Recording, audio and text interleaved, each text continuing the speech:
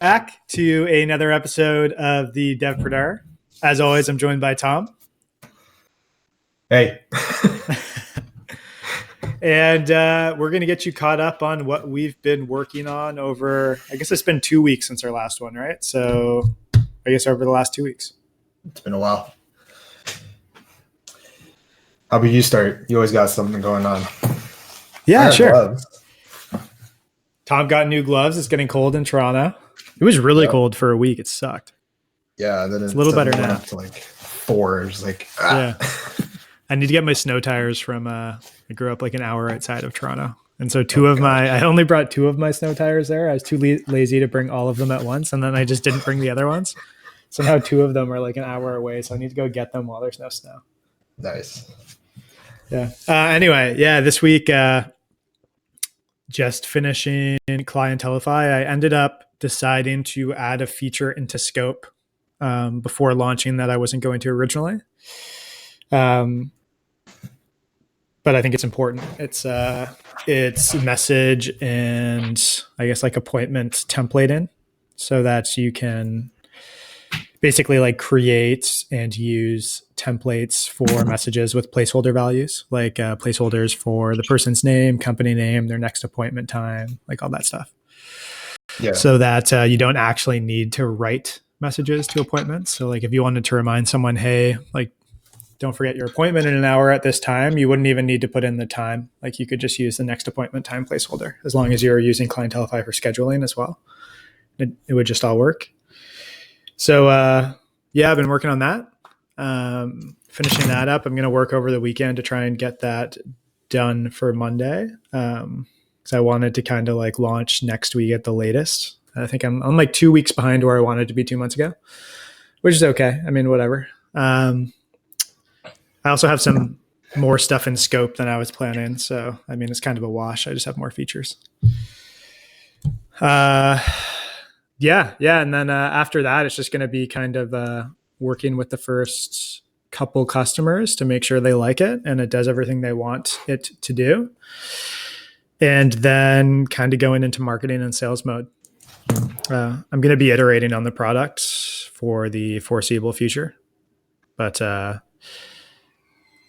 it's going to be more marketing and sales. There hasn't been too much of that so far. I also want to do a product hunt launch.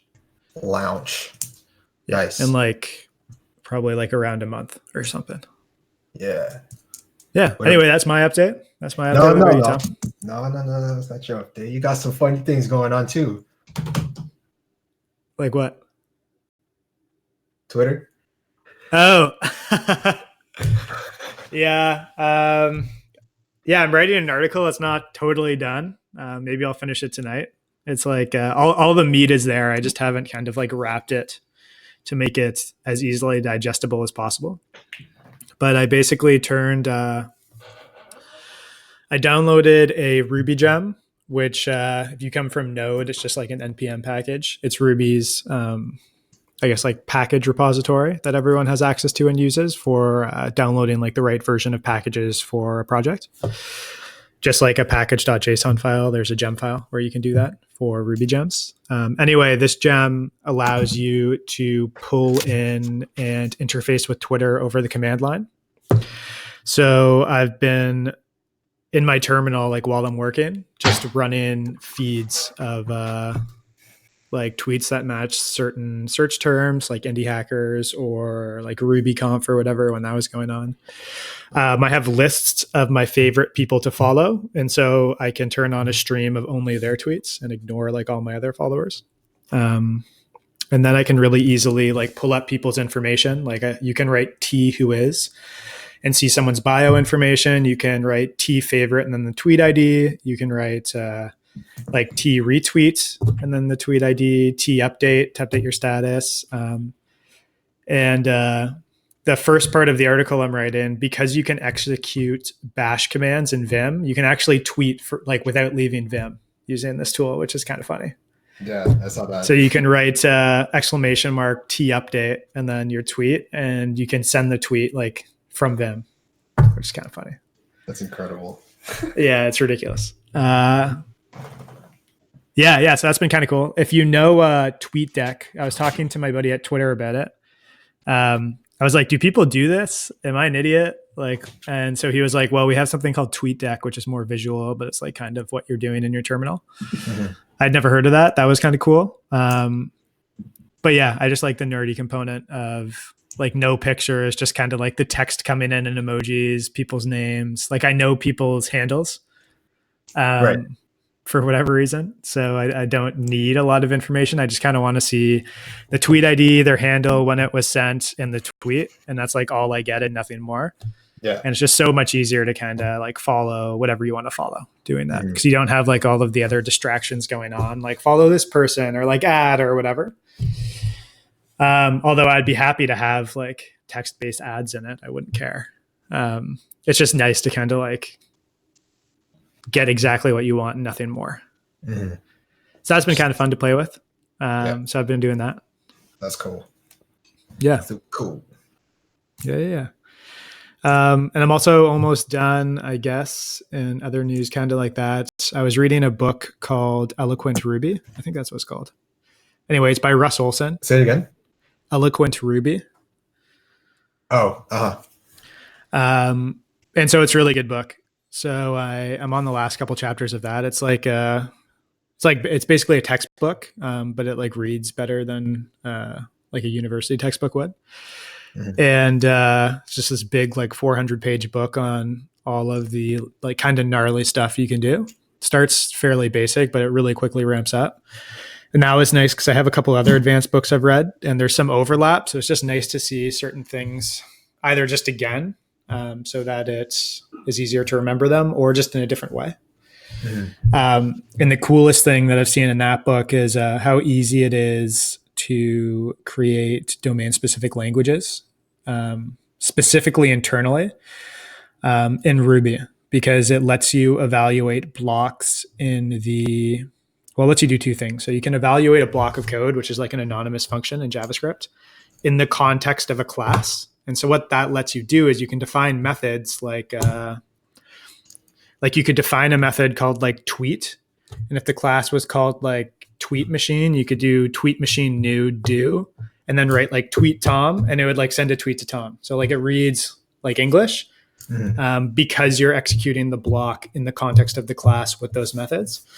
So that's cool. And then the other thing that's really cool that you can do is you can actually execute, you can read in a string and execute it as a block. So the reason why that's cool is instead of having to initialize a class and then pass in the block, you can just write tweet Tom and then read that in from a file and then put it into the block, and then put it into the context of the class. So if someone didn't know how to program, but they wanted to like schedule tweets, you could just tell them like, okay, like write tweet, write the time, and then write who you want to send it to, and it'll just like work.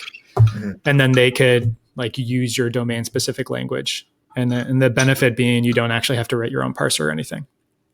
So that's kind of cool because a lot of people talk about, I haven't actually ever used Laravel, but with like Rails and Django and whatever, a lot of people don't like it because they're like, there's too much magic. And I know I certainly felt that way when I was starting. I was like, I don't really understand what's going on. Like it works. I don't know why. I don't understand how this is Ruby code. But you learn how to like write all of the code that would be required to like make a Rails with all the magic that it looks like it just kind of like works. But then you learn how you can like intercept calls to methods that don't exist. And then if they like match a certain pattern, do something. Right. And like all the tricks that Rails uses to make things really simple to do and like really human readable. Mm-hmm. So that's been really cool. That's been like maybe I would say like maybe eye-opening is the word, just because like you read books like that and you're like, oh my God, I understand how everything works now. Like I didn't get it before. Yeah. And you knew how to use it, but like if someone was like, I need you to rate that tool, you'd be like, I literally don't even know where to start. Like I have no idea. Whereas now, like I can't really think of things I've seen that I don't understand now. Mm-hmm. So that's been kind of like a cool personal development journey, I guess I've been going on. So I've been reading a lot of stuff. Yeah. Yeah, that's my update. Cool. Now I'm done. But yeah, that's what I'm up to. What about you? Cool. I think a couple episodes back we talked about like building email lists. Yeah. I feel like I messaged this to you in the past 2 weeks or something, but so I have like an email course going on. It's like 5 parts, tactics, talking about how to launch and grow. I mean, at the end of it would be like a pitch for a course or like a training session with yours truly about how to grow and how to do SEO and stuff like that. And so I wrote a piece on how to find SaaS ideas, and on the side is a sign up box for the email list. And you get the course through there, and got one person. And I'm not doing as much like outreach just yet, because I will be building all the other stuff, like the course itself. But one person signed up for the email course list, and I haven't been doing any like very active marketing around it.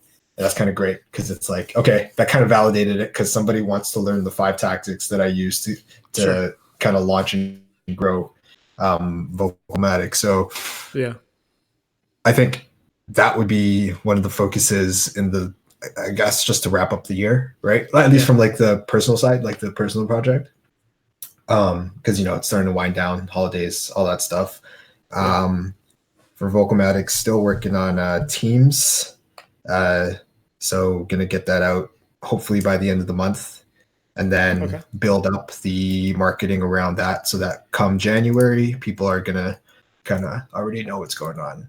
Yeah. So yeah, that's kind of my update. Nothing really exciting going on. Vocomatic Teams, in case someone listening to this hasn't listened to previous episodes where you mentioned it, that's the ability to collaborate on text transcription, right? Like probably in a research setting. Is that the idea? That's one of the key focuses. And actually, today I actually had a chat with a couple of University of Waterloo people. They're taking like this entrepreneurship innovation course. Yeah, you mentioned that. Yeah, and they just had questions like, is it feasible? Like, just kind of validating a certain hypotheses and stuff like that. And they're like, it was a good chat. It was nice to kind of like talk about that and hear that, because they're from Sweden. They're like, there's a couple of people out there with like business research management and stuff like that. They're like, it's too expensive to do it manually, so is there a solution out there, type of thing. So that's kind of where the focus is going to be for that stuff. Yeah, fair. Cool. Yeah. That's exciting. Yeah. Hopefully that picks up, and hopefully your course comes together. It will. I'm trying to think. It'll come together. I like the idea of doing a course. I just, I'm not ready to do something like that yet, I don't think. I like building products. I just like building stuff, which is like a kind of dangerous thing if you're trying to sell something. Because it's like easy to regress into just building and not selling. Yeah. I'd argue to say that like it's still building a product, right? Except it's like a text-based product, right? Yeah.